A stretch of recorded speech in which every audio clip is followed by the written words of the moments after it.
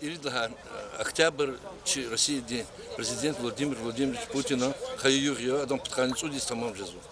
И да хвастат ки Аллах вахтуда России ушунри Украина да хадатун потолчпи за вместе гозва ха тхузва курс президента поддержку ему потол яни хаттерев хим потол как махачкалада ихе межлижи да воля кватхана президент терефрим потол. Чи район дикил Саид Мусинович Тимирханов одан заместитель хак садерге кулукчаровоз ихе делегация физбо махачкалды майданда. Хочу в этот день поздравить президента Российской Федерации Владимира Владимировича Путина от имени всех жителей Сулейман-Стальского района с юбилеем. Все мы знаем, что Владимир Владимирович приступил к исполнению своих обязанностей в один из самых сложных периодов развития новой России. Период, когда террористические бандформирования атаковали территорию Российской Федерации и нашей республики.